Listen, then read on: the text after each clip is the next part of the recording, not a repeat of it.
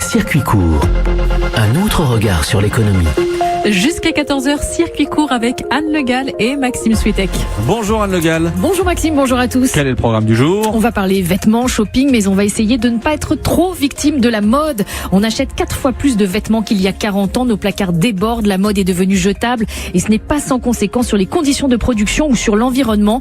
Nous allons voir avec nos invités comment on peut faire le choix d'une mode plus durable, comment on peut changer notre rapport aux vêtements. Et toute l'équipe de Circuit Court attend vos témoignages. Vous pouvez nous adresser vos messages sur europe1.fr, sur Twitter avec le mot dièse E1CC ou encore sur le Facebook Live pour nous dire ce qu'il y a dans vos placards à vêtements. Soyez les bienvenus dans Circuit Court.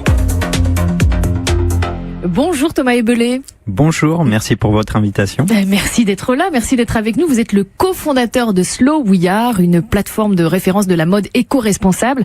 Avec votre cofondatrice Héloïse, vous répertoriez depuis un an les boutiques qui proposent des vêtements éthiques. Vous allez nous expliquer pourquoi vous avez choisi de différencier ces marques-là par rapport aux autres. Et à vos côtés, nous accueillons également Majdoulin Sbaï. Bonjour. Bonjour. Bienvenue à vous. Vous êtes sociologue spécialisé dans l'environnement. Et à la question, une mode éthique est-elle possible ? Vous répondez oui dans un livre qui sort demain aux éditions Rue de l'Échiquier. Oui, mais il faut mieux informer les consommateurs, c'est ce que vous dites. Et on va en parler évidemment pendant cette émission. Dans l'équipe également, 2 autres fashion victimes, Isabelle Saporta et Paul Lassène. Bonjour à tous les deux. Bonjour. Alors, soyez honnêtes. Est-ce qu'il vous arrive de succomber à la mode jetable, d'acheter des vêtements parfois que vous portez pas forcément ou pas beaucoup? Isabelle ? Moi, je vais même pas répondre à le gars. Moi, j'avoue, ça m'arrive. Vous voyez comme vous êtes, mais ça, c'est parce que vous êtes le mal incarné, alors que moi, je suis le bien incarné, donc c'est très très différent. En fait, moi, je vais faire mon Raphaël Enthoven 2 secondes aujourd'hui, si vous me le permettez. Voilà. Moi, j'ai envie de vous dire dans quel monde on vit, où les travailleurs d'ici se retrouvent au chômage ou précarisés, donc ils achètent effectivement de la fast fashion parce qu'elle est pas chère. Et elle est pas chère pourquoi ? Parce que vous l'avez très bien dit, Anne, elle est produite dans des conditions déplorables, socialement, environnementalement, etc. Paul, il nous en parlera tout à l'heure. Il y a 25 millions de personnes à travers le monde qui sont encore victimes de travail forcé. Et tout ça pourquoi ? Pour que la grande marque suédoise dont on taira le nom nous dise voilà, exactement, nous disent qu'elle croule sous près de 4 milliards de dollars de vêtements invendus. Et ça, c'est pour cette année, parce que l'année dernière, elle nous disait que elle cramait 12 tonnes de vêtements chaque année. Donc, je sais pas, monsieur, dans quel monde on vit, quoi. Dans ce contexte-là, on va quand même poser la question à Paul. Vous, la mode jetable ? Du coup, non, parce que sinon, elle va me détester. Voilà. Elle va me taper. Voilà. Donc, non, c'est bien d'être malhonnête, Paul. Merci. Oui. Il y a un tiers des vêtements qui ne sont jamais portés. C'est ce que vous écrivez dans votre livre, Majdoulin Sbaï. C'est quand même fou. Oui, c'est une quantité importante. Ça crée une frustration chez les consommateurs, évidemment, puisqu'on achète des choses qu'on ne porte pas. Et puis, on croule aussi sous les déchets qu'on ne revalorise pas. On revalorise seulement 30% des textiles usagés. Et enfin, ces produits textiles, ils ont nécessité beaucoup de ressources naturelles, de travail, de valeur pour être produits. Et c'est vraiment un grand gaspillage. Thomas Ebelé, donc depuis un an, vous repérez les boutiques qui proposent des vêtements éco-responsables. Vous avez 120 critères. Comment vous choisissez ces marques ? Alors aujourd'hui, c'est vraiment les marques qui viennent à nous parce que c'est le bouche à oreille qui fait fonctionner et qui les incite en fait à venir nous rejoindre parce que les marques ils voient un point différenciant parce que certaines ont mis en avant l'éco-responsabilité, d'autres sont éco-responsables mais ne le mettent pas forcément en avant. Je rappelle le nom de votre plateforme, c'est Slow We Are. Oui, alors ça s'écrit SLOWE. ARE. C'est-à-dire quoi lent nous sommes ou rien à voir? Ouais, en fait c'est une double contraction. C'est le slow wear, donc la slow fashion, donc réconcilié comme à l'image de la slow food. On essaye de remettre de l'éthique du sens dans le vêtement. Et d'un autre côté aussi le We Are, qui est la communauté de marques, mais aussi de consommateurs qui rejoignent ce mouvement. Anne le disait, 120 critères pour définir une marque ou un vêtement éco-responsable. On va pas vous demander d'énumérer les 120 critères, mais qu'est-ce qui fait, on va quand même vous poser la question, qu'est-ce qui fait que pour vous, une marque ou un vêtement est éco-responsable? D'abord, la cohérence. En fait, nous, ce qu'on cherche, c'est des marques qui mettent dans leur ADN la transparence et l'éthique, qui nous disent clairement comment elles font, pourquoi elles le font. Et nous, on se positionne comme un tiers de confiance, comme une accréditation entre la marque et le consommateur, parce que c'est sûr, certaines marques veulent aussi garder un petit peu leur secret de fabrication, leur savoir-faire, parce qu'il y a énormément de choses qui ont été copiées. Mais avant tout, c'est pouvoir se dire, bah tiens, il y a des gens qui ont réussi à reconstituer la filière, parce que la filière, c'est ce qui aujourd'hui a été le plus détruit ces 60 dernières années. On peut dire que vous lisez les étiquettes, vous enquêtez à la place du consommateur pour l'aider, pour l'éclairer. On fait le cache investigation de responsable. Et Lucien dans le studio, on savait même pas. Mais c'est plus cher d'acheter des vêtements éco-responsables? Sur la durée, non. Oui, le prix du vêtement peut sembler plus cher. Pourquoi? Parce qu'on a perdu le sens du prix juste du vêtement. En fait, dans les années 80, on a commencé à délocaliser à gogo, donc on a perdu des savoir-faire en France. Et ces savoir-faire, au bout d'un moment, on a essayé de rogner de plus en plus sur les marges, et la première dimension qui a été perdue, c'est la qualité. Et aujourd'hui, il faut remettre de la qualité dans le vêtement et accepter de payer un prix juste pour un vêtement durable. Mais concrètement, sur les 120 critères, quels sont les 2 ou 3 qui sont les plus importants pour vous? C'est on repart du pilier, des 3 piliers du développement durable. On n'invente rien. Tout ce qu'on demande, c'est un juste équilibre entre de l'économie, du social et de l'environnemental. Aujourd'hui, la fast fashion, elle met avant tout l'économique et au détriment du social et de l'environnemental. Simplement remettre de la balance, remettre du sens dans les 2 autres piliers, en y mettant de l'éthique et de la transparence, voilà, on y arrive. Majdou Linsbaï, on rappelle que vous êtes sociologue, auteur du livre La mode éthique est-elle possible, qui paraît demain aux éditions de la rue de l'Échiquier. Vous trouvez aussi que le consommateur manque d'informations, que le système de l'industrie textile est trop opaque? Le consommateur manque d'informations parce qu'aujourd'hui il n'existe pas de label unique qui permet, il y a des démarches comme celle de Slow We Are, mais il n'existe pas de label unique qui permet de savoir ce qu'on achète. On n'en est pas encore non plus à l'affichage environnemental. Hier vous avez parlé des 50 mesures du gouvernement de la feuille de... C'est bien, vous écoutez l'émission. C'est agréable ça. Et justement, une des mesures concerne le fait d'appliquer l'affichage environnemental à la filière textile. Il y a des marques qui font un effort de transparence en expliquant comment sont produits les vêtements, en ayant vraiment cette démarche. Mais c'est vrai qu'aujourd'hui, pour le consommateur, c'est compliqué. C'est pour ça que moi, ce que je défends aussi, c'est que c'est l'offre qui doit aussi évoluer en matière de transparence, d'information des consommateurs et aussi en matière de qualité des produits. Mais on voit tous à peu près les étiquettes qu'on trouve aujourd'hui sur nos vêtements. Qu'est-ce que vous voudriez en plus comme information sur cette étiquette? Il faut pouvoir évaluer, en fait, ce qui permet d'évaluer le mieux l'impact environnemental d'un produit, c'est l'analyse du cycle de vie. Aujourd'hui, on est capable d'analyser le cycle de vie d'un produit. Donc il y a vraiment un travail à faire pour que sur les étiquettes, comme on l'a fait par exemple pour l'électroménager, il puisse avoir des informations qui soient lisibles pour tous les consommateurs. Et puis il y a tout le travail qui est fait aussi, comme on a su se réapproprier par exemple l'alimentation. Aujourd'hui, on le voit, il y a eu un mouvement dans la société pour se réapproprier l'acte d'achat alimentaire, etc. Il faut que ce mouvement aussi naisse du côté des consommateurs pour qu'ils soient proactifs dans cette démarche. Dans votre livre, vous parlez clairement d'un malaise de la mode, vous parlez de mode toxique. Qu'est-ce qui vous choque le plus? Est-ce que ce sont les conditions de fabrication des vêtements? Est-ce que c'est la pollution de l'industrie textile? Est-ce que c'est la durée de vie des vêtements qui est très courte? En fait, l'industrie de la mode fonctionne aujourd'hui pleinement sur le modèle de l'économie linéaire, c'est-à-dire produire, vendre, jeter. Et la fast fashion, c'est produire plus, vendre le plus possible et jeter. Elle est quasiment devenue jetable. Et donc, c'est dans tous les aspects qu'il y a un souci. Et en fait, tout se tient. Donc, on prélève des ressources naturelles en quantité importante. On sait que, par exemple, le secteur de la mode est la 3e consommateur d'eau d'irrigation dans le monde. Et pour un jean, c'est 10 000 litres d'eau, c'est ça? C'est 10 000 litres, c'est 65 000 kilomètres pour un jean et ses composants parcourus. La mode est la 3e, émet plus de gaz à effet de serre que le transport aérien et le transport maritime. On a aussi, en plus des conséquences, parce moi quand je parle de malaise de la mode, c'est aussi les professionnels les professionnels de la mode qui subissent un malaise parce que le marché est saturé. Même si vous l'avez dit, on a le sentiment que la mode responsable coûte plus cher. cher. Toujours est-il que les Français ont quand même baissé leur budget, divisé par 2 le budget consacré à l'habillement parce que c'est moins cher, mais consomment beaucoup plus de vêtements et donc ce marché est saturé. On sait qu'il perd de la valeur, il a perdu 12% de valeur en 2007. Enfin, il y a vraiment des conséquences aussi pour le secteur du point de vue économique. Vous écoutez Europe 1, il est 13h26. Comment rendre la mode éthique? Eh bien, c'est la question que nous nous posons dans Circuit Court. Vous pouvez poser toutes vos questions sur la page Facebook d'Europe 1 et vous pouvez également nous suivre en vidéo puisque nous sommes en Facebook Live. Restez bien avec nous. Retour de Maxime Switek, Anne Le Gall et toute l'équipe dans un instant. Et pour s'habiller éthique, il faut aussi privilégier certaines matières. On va parler dans un instant du premier jean en lin du monde. Il est fabriqué à Nancy. Europe 1. Parlons vêtements, comment lutter contre la mode jetable polluante aujourd'hui autour de la table. Isabelle Saporta évidemment, Paul Lassène ainsi que nos invités, Thomas Eblé, cofondateur de Slow We Are, une plateforme de référence de la mode éco-responsable, et Majdoulin Sbaï, sociologue et auteur du livre Une mode éthique est-elle possible, livre qui paraît demain. Demain. Et pour rendre la mode plus durable, oui, il y a aussi la question des matières textiles qui se pose. Toutes les fibres n'ont pas le même effet sur l'environnement.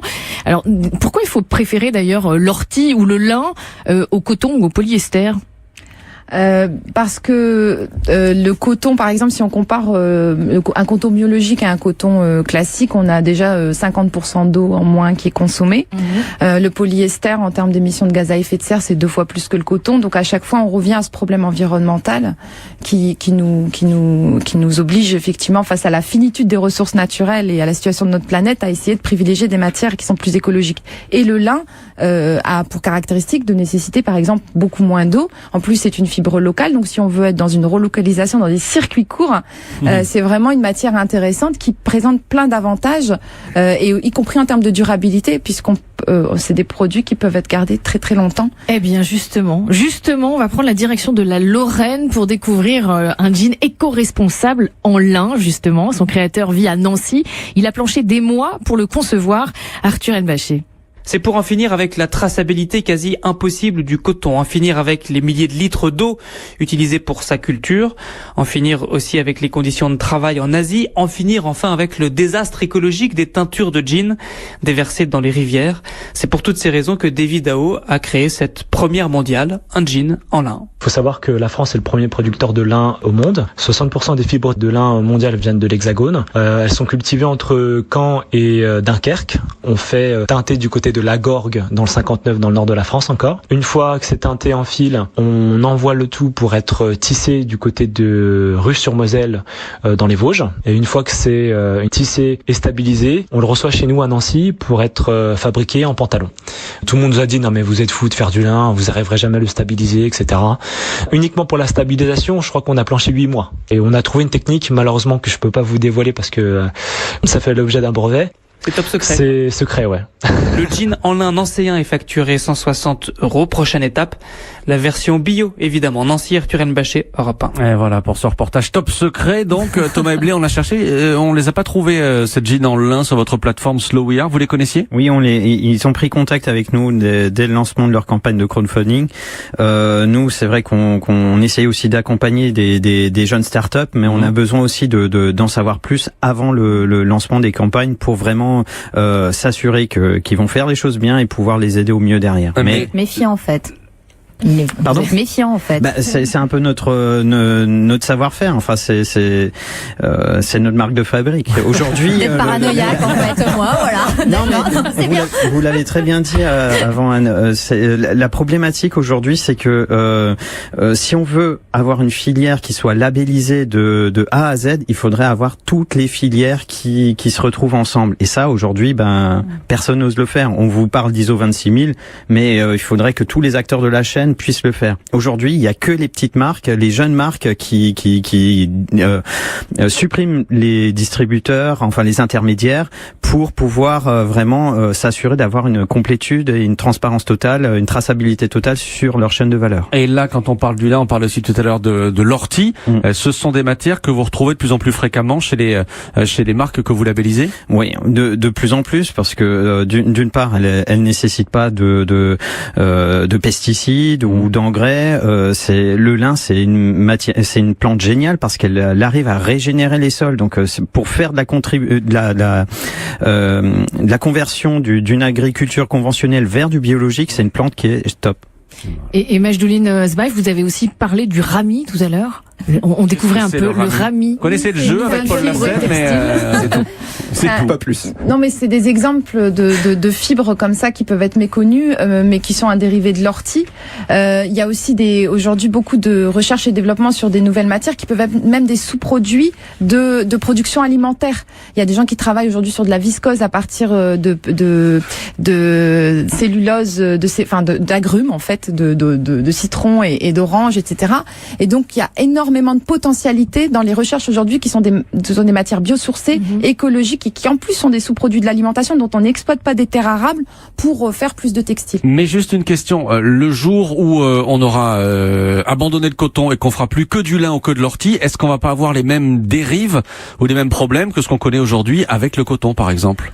Alors ça dépend si on se contente de produire dans les mêmes quantités qu'aujourd'hui des vêtements. Bien sûr qu'on va avoir toujours, dès le moment où on est dans un gigantisme de la production, toujours plus, on a des problèmes.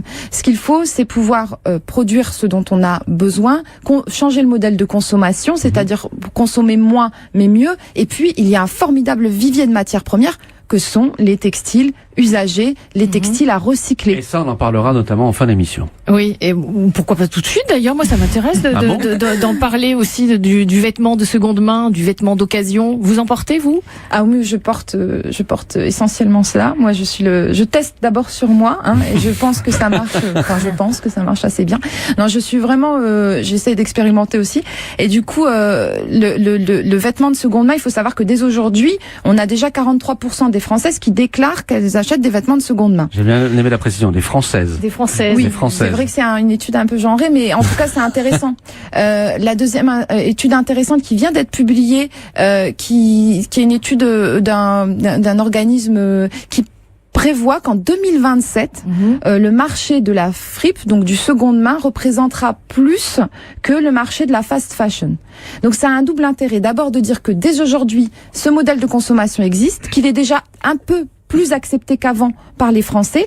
Et en plus de ça, c'est un potentiel économique incroyable pour les entreprises. Ça veut dire que ça peut inviter à la fois des jeunes entreprises, mais aussi les plus grosses qui doivent évoluer à aller vers ces nouveaux marchés en réutilisant les invendus et en interdisant notamment le fait d'incinérer les invendus comme vous en avez parlé. Et Thomas Evelay, est-ce que la durée de vie des vêtements, c'est un critère aussi sur votre site ? Absolument, puisque un vêtement qui est bien conçu, il va durer dans le temps. On va regarder si les coutures sont bien faites, enfin si les créateurs mettent aussi de la valeur ajoutée dans leur design, c'est super important. Pour faire un petit rebond aussi sur la seconde main, aujourd'hui la seconde main devient plus chère que de l'ultra fast fashion qui déboule maintenant aussi en Europe. En Inde, la seconde main coûte plus cher que d'acheter un produit neuf. Et ça, c'est une hérésie. Alors nous sommes 5 ans après le drame du Rana Plaza qui avait fait plus de 1000 morts dans l'effondrement d'un immeuble qui abritait des ateliers textiles au Bangladesh. Il y a eu une prise de conscience depuis sur les excès de la mode jetable.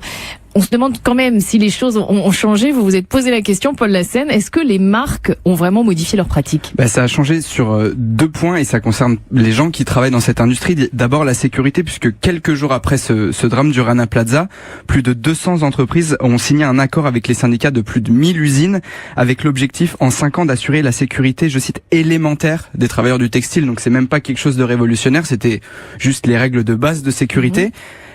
Sur ce point, ça a plutôt marché puisque 84% des 130 000 problèmes relevés ont été réglés grâce à l'accord, ce qui représente une amélioration de la sécurité de environ 2 millions de travailleurs. Et le deuxième point, c'est les conditions de travail à proprement parler. Il y a eu des initiatives de masse dont j'ai parlé. Il y a 2 exemples.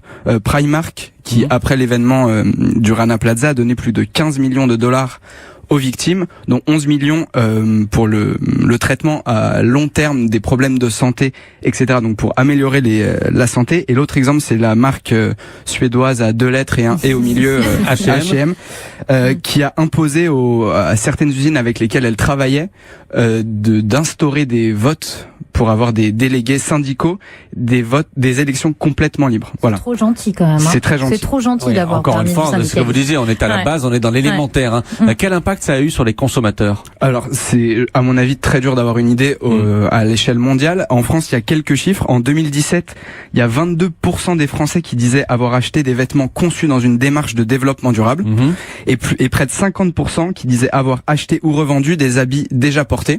Donc c'est un chiffre assez important, 50%. Et il y a eu aussi le lancement d'une campagne sur les réseaux sociaux avec le lancement du hashtag, enfin du mot dièse, pardon Maxime, Who Made My Clothes, donc qui a fabriqué mes vêtements. Cette campagne, ça a été plus de 100 000 messages qui a fait réagir plus de 2000 marques pour qu'elles soient plus transparentes sur la traçabilité des vêtements. Majdouline Sbaïs, c'est vraiment une évolution ou il y a un petit peu de greenwashing derrière tout ça? Alors, il y a une évolution. Nous, on le sent. Alors, il y a des chiffres qui le montrent dans les modèles dans la consommation, comme ça vient d'être cité. Après, quand une marque prend une initiative, par exemple, d'introduire du textile, des matières recyclées dans sa production ou fait des collectes, c'est aussi une façon de faire connaître finalement au grand public qui n'est pas toujours informé et de rendre plus acceptable socialement de faire connaître le coton biologique, de faire connaître tout ça. Mais donc ça peut avoir un côté sur les conditions de travail, vous avez le sentiment que les choses ont changé? Alors sur les conditions de travail, moi je pense que c'est difficile de l'évaluer vraiment aujourd'hui. En réalité, il y a un changement dans l'organisation de la fabrication du textile. Tant que les marques continueront à rechercher le moins cher des fabricants, des sous-traitants, et ne noueront pas de relations durables avec lui pour améliorer la sécurité, les conditions sociales, ça n'évoluera pas. Et donc ce qu'il faut aujourd'hui, c'est vraiment ça. C'est changer la chaîne de production pour que les sous-traitants, même où qu'ils soient, eh bien, on puisse garantir les conditions de travail. Thomas Eblé. Oui, la semaine dernière, on a rencontré Kalpona Akhter, qui avait été invité par le collectif éthique sur l'étiquette, qui venait nous dire aujourd'hui, ben voilà, on arrive. C'est qui, pardon? Elle s'occupe en fait de BCWS, c'est le syndicat bangladais qui milite pour justement améliorer ses conditions de travail. Aujourd'hui, en mai 2018, on arrive aux 5 ans du terme du contrat de ces sociétés-là. Alors, il y a des choses qui s'améliorent, c'est bien, mais il y a encore beaucoup de travail à faire. Et là, le risque, c'est justement que et vous le disiez, sur 220 entreprises qui avaient signé, il y en a plus que 140 qui sont déjà réengagées pour le moment. Et donc, on croise les doigts pour que ça continue. Quels vêtements acheter pour respecter les ouvriers du textile et les ressources de la planète? On poursuit la conversation dans un instant avec toute la bande de Circuit Court. Et on en profite aussi pour vous rappeler que vendredi, toute la bande de Circuit Court sera en direct de Strasbourg. Strasbourg, ville pilote en matière de transition énergétique. L'émission se fera en direct de la médiathèque André Malraux. Et évidemment, venez on vous attend très nombreux. Alors pour assister à l'émission, c'est très simple. Il faut s'inscrire sur le site d'Europe 1. Rubrique Club, vous trouvez un formulaire à remplir et vous voilà prêt à nous rejoindre vendredi. Et Maxime Switek. Et nous parlons de mode éthique aujourd'hui. Nous sommes en studio avec Isabelle Saporta, Paul Lassène et nos invités, Thomas Eblé, cofondateur de Slow We Are, une plateforme de référence de la mode éco-responsable, et Majdouline Sbaïs, sociologue, auteur du livre Une mode éthique est-elle possible, qui paraît aux éditions de la rue de l'Échiquier. Et avant d'entendre Isabelle Saporta qui trépigne, je le sais, j'ai deux questions. La première, elle est pour vous, Thomas Eblé.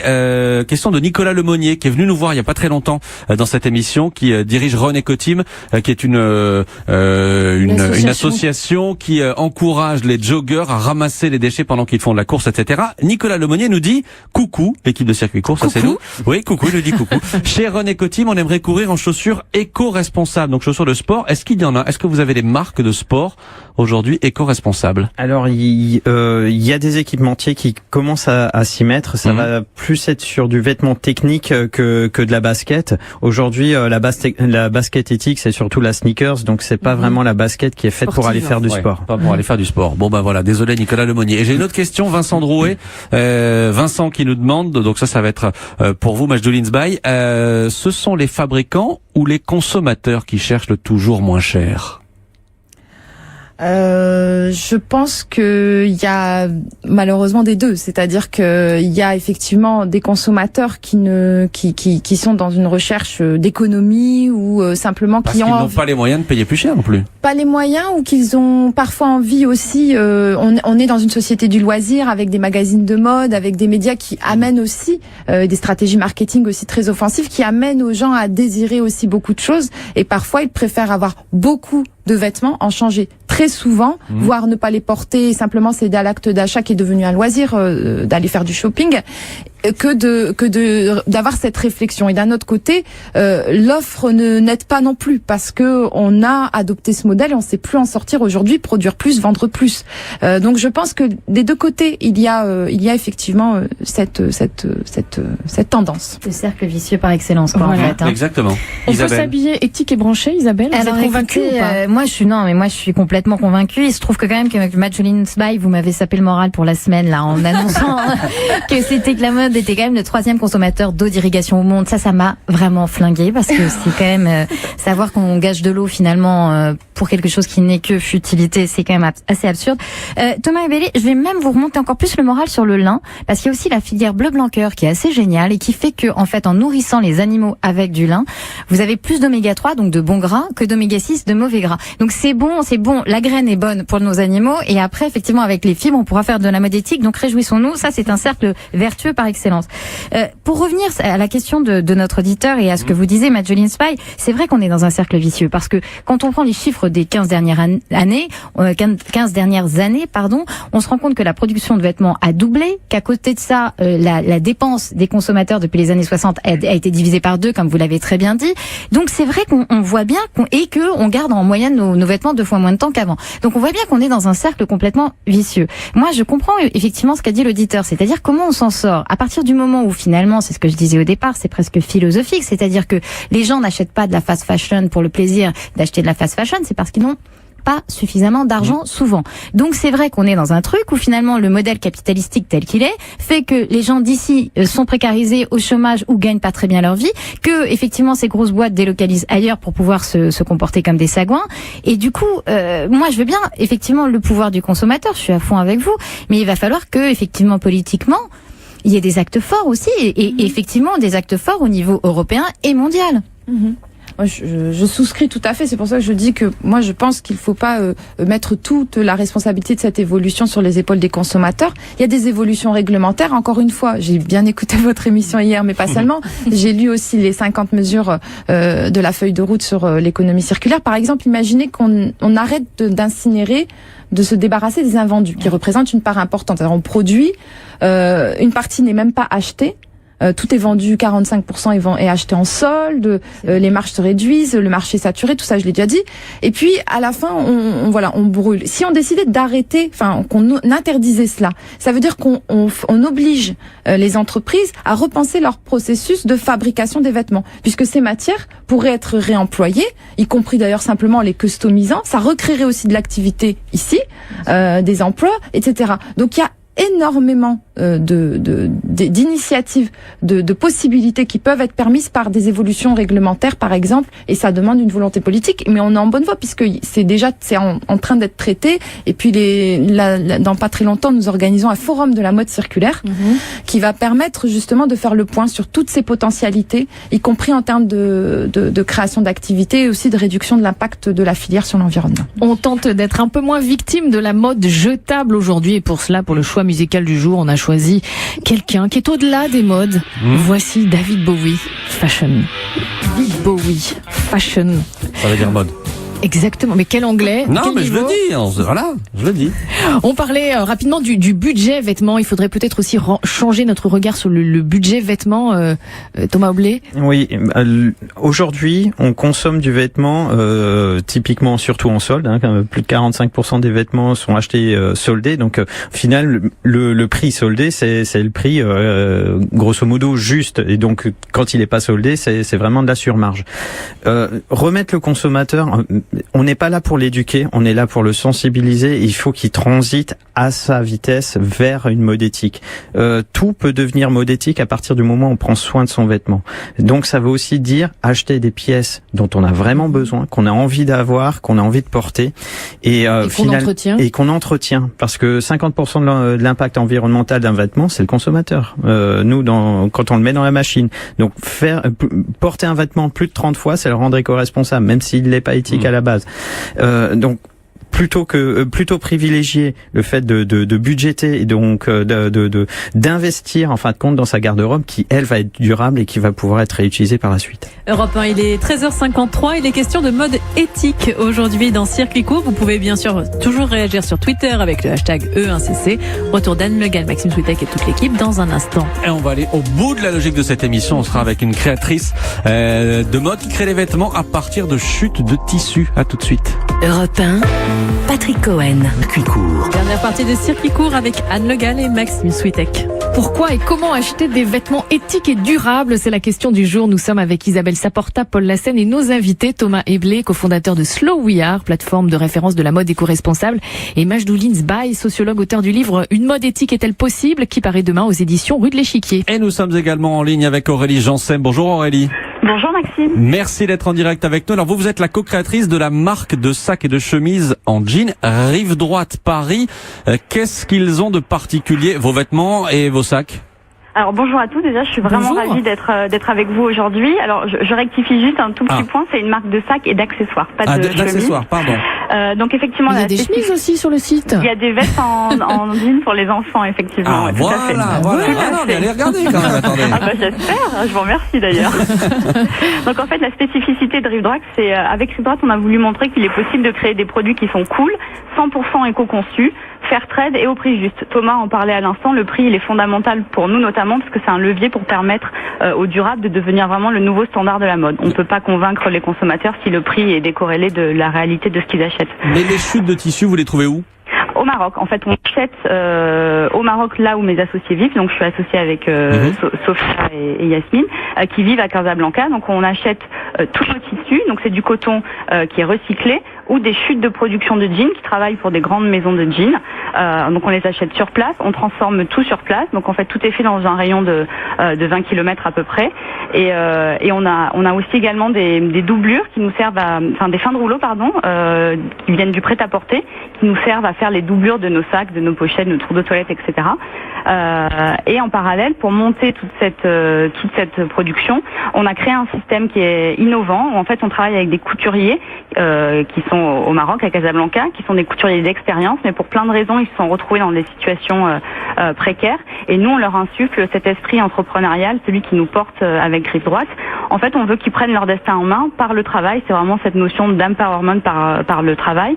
On les accompagne à monter leur petite structure. Donc, on leur fait du microcrédit, de la formation, on leur assure une protection sociale. Tout ça pour qu'on puisse grandir ensemble dans une relation qui est gagnante pour tout le monde. Et vous avez même été repéré par des journalistes de mode américaine. Glamour. Tout à fait. Glamour USA qui vous a repéré. On était hyper fiers d'être repérés par le Glamour américain la semaine dernière, qui nous cite comme l'une des meilleures marques françaises à suivre absolument. Donc aux côtés de grandes marques très installées comme Cézanne, Veja et tant d'autres. Donc autant vous dire que ça nous a fait évidemment très plaisir et surtout ça montre que même l'industrie de la mode et les magazines féminins quand même s'intéressent à ces questions-là parce que il est urgent de consommer et de produire autrement. Les circuits courts aussi s'y intéressent bien évidemment. Merci Aurélie Janssem. Merci à vous. Co-créatrice de la marque donc Rive Droite. Merci d'avoir été en direct avec nous. Rive Droite, vous les connaissiez, Thomas Eblé? Oui, je crois que c'est vraiment Héloïse qui est la partie, on va dire le Google de l'écosia de la mode éthique. Moi, je suis plus là pour faire la partie audit et puis la mise en relation aussi, parce que c'est important de trouver des synergies aussi entre les acteurs de la mode responsable. Mais la marque, je la connais. Et vous disiez que c'est 15% de ce qui a été produit qui finit en chute de tissu. Donc oui. L'idée vraiment est bonne. Ah bien sûr. Et il y a de plus en plus de marques qui vont sur ce secteur-là. Il y a vraiment des savoir-faire. On a même ça en France aujourd'hui. Il y a une marque que vous connaissez, que vous avez reçue il y a pas très longtemps, qui utilise ça. La marque de jeans que je porte aussi, qui va faire ça. Donc c'est vraiment un secteur d'avenir. Comment on peut continuer à sensibiliser il y a la Fashion Revolution Week toute cette semaine en France. Comment est-ce qu'on peut faire passer les messages, continuer à faire passer ces messages, Majdoul Inzbaï? En 2 mots. En 2 mots, on organise un forum de la mode circulaire, par exemple, le 24 et 25 mai prochain. On va montrer comment on peut revaloriser, comme vient de le dire la personne de rive droite, c'est-à-dire Aurélie Jansem, de revaloriser le travail, montrer la valeur des savoir-faire. Ensuite, montrer aussi que la mode qui est d'avant-garde, c'est une mode qui prend en compte la situation planétaire et qui donne envie aux consommateurs de changer. Et enfin, c'est faire en sorte d'utiliser les chutes, tous ces textiles recyclés pour réinventer une mode vraiment en phase avec les enjeux environnementaux. Merci à tous les deux. Majdoul Inzbaï, auteur du livre Une mode éthique est-elle possible d'édition Rue de l'Échiquier. Merci à vous, Thomas Eblé, cofondateur de la plateforme Slow We Are. Merci à toutes et à tous. Demain, après les vêtements, on va parler de burger. Demain, et voilà, un burger bio, éthique, etc. Durable. Est-ce que c'est possible? On verra ça demain. Merci Anne, merci à tout le monde. Merci. Et bonjour Franck Ferrand. Bonjour Maxime, nous allons faire la guerre en dentelle cet après-midi et replonger au cœur de la terrible affaire de l'amiral Bing. Au cœur de l'histoire, tout de suite, c'est avec Franck Ferrand sur Europe 1. Très bel après-midi.